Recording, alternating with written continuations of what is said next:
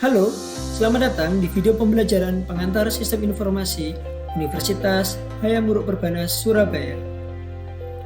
Video pembelajaran ini merupakan salah satu produk dari Hibah Pengembangan dan Penyelenggaraan Pembelajaran Digital tahun 2023 oleh Kementerian Pendidikan, Kebudayaan, Riset, dan Teknologi. Pada video pembelajaran kali ini, kita akan belajar tentang pengendalian sistem informasi. Selamat menyaksikan. Capaian pembelajaran yang dibebankan pada pokok bahasan ini adalah mahasiswa mampu memahami dan menjelaskan teori yang berkenaan dengan pengendalian sistem informasi. Materi yang akan kita bahas pada pertemuan ini ada dua. Yang pertama adalah tentang pengendalian umum dan juga pengendalian aplikasi. Nah, di dalam pengendalian umum sendiri nanti akan ada banyak pengendalian. Sedangkan di pengendalian aplikasi juga nanti ada 3 pengendalian, yaitu pengendalian input, pengendalian output, dan juga pengendalian proses.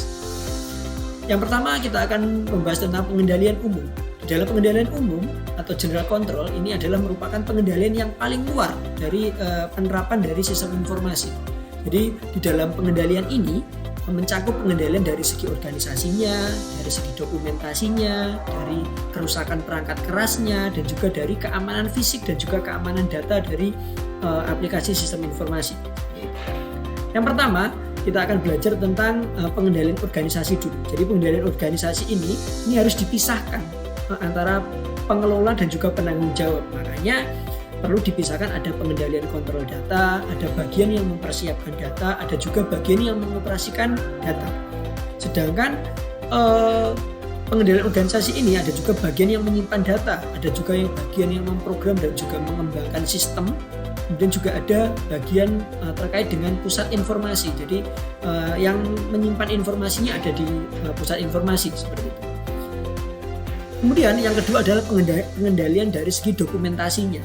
Nah, kalau pengendalian dari segi dokumentasi itu ada bagian terkait dengan dokumentasi dokumen dasar, ada juga dokumentasi daftar rekening, ada dokumentasi prosedur manualnya, ada dokumentasi prosedur, dan juga dokumentasi sistem, dokumentasi program, dokumentasi operasi, termasuk juga ada dokumentasi datanya.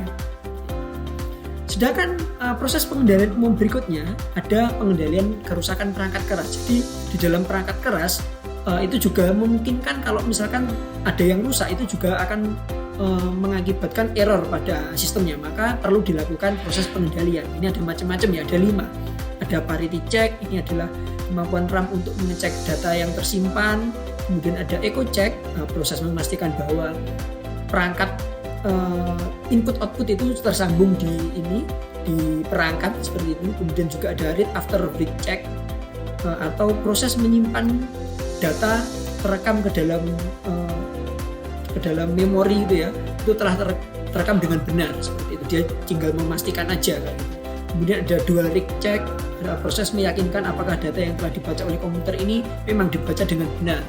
Dan yang terakhir adalah validity check, atau proses validasi untuk meyakinkan bahwa data telah dikodekan dengan benar.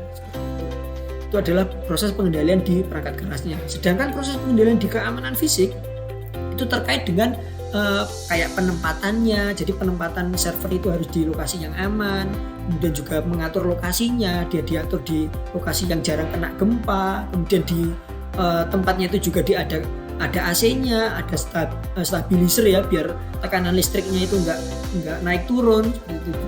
Juga ada juga alat untuk mendeteksi kebakaran agar servernya itu tersimpan dengan aman.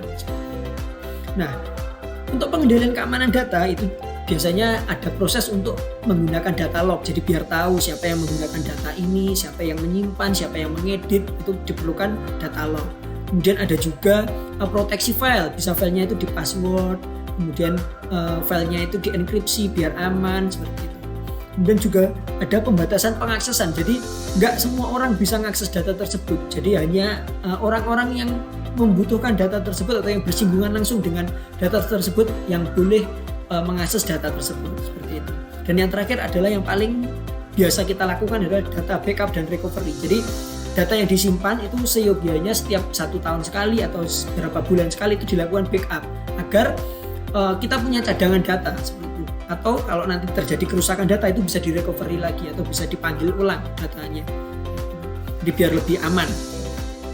Kemudian itu adalah macam-macam dari pengendalian organisasi. Sedangkan dari sisi pengendalian aplikasi itu ada 3 proses, atau dari pengendalian inputnya, pengendalian prosesnya, sama di pengendalian outputnya. Kita akan bahas satu-satu. Untuk input ini biasanya proses yang pengendalian yang langsung dikendalikan dari include di dalam sistemnya. Misalkan echo check, misalkan assistant check, matching check, field check, kemudian ada sig check juga, ada relationship check atau logical check, ada limit check, ada ring check, kemudian self-checking digit check, ada sequence check, ada label check, bad control check, dan juga zero balance check. Nah, semua pengendalian ini biasanya include ketika mendevelop sebuah sistem. Jadi di form-formnya itu kita pastikan apakah sudah benar. Kalau misalkan itu uang kayak gitu, itu yang dimasukkan adalah berupa angka, berupa digit.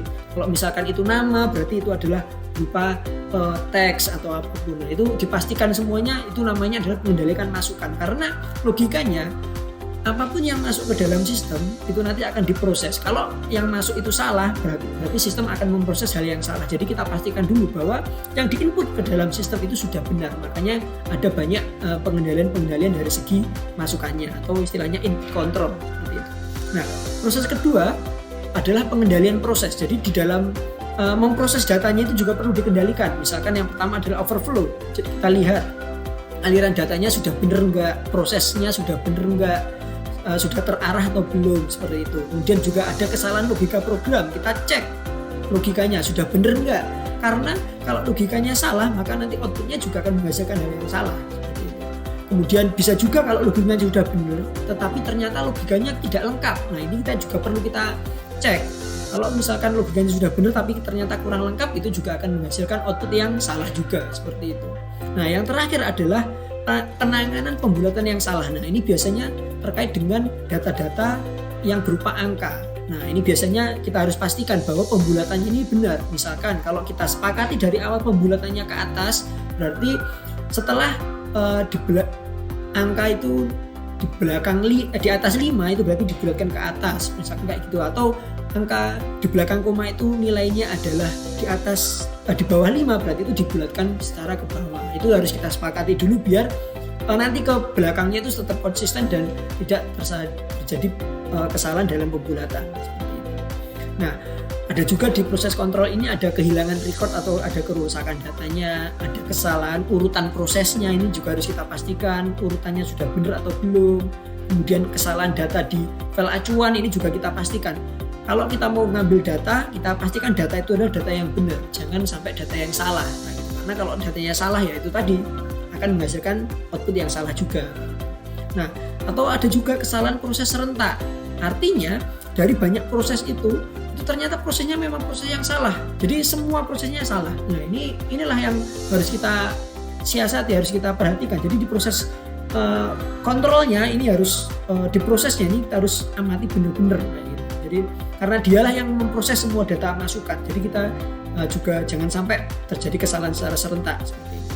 Nah, di proses pengendalian terakhir adalah pengendalian luaran. Jadi kalau pengendalian luaran ini lebih enak. Jadi biasanya luaran itu hanya dua tipe ya, yang soft file sama hard file. Kalau soft file itu biasanya berupa data bisa pakai PDF, bisa pakai Excel, bisa pakai Word dan lain-lain.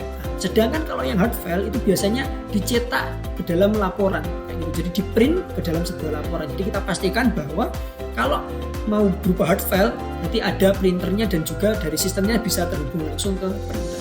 Seperti itu. Baik, itulah yang dapat kami sampaikan dari pengendalian sistem informasi. Semoga bermanfaat. Ada kurang lebihnya mohon maaf. Billahi taufiq wal hidayah. Assalamualaikum warahmatullahi wabarakatuh.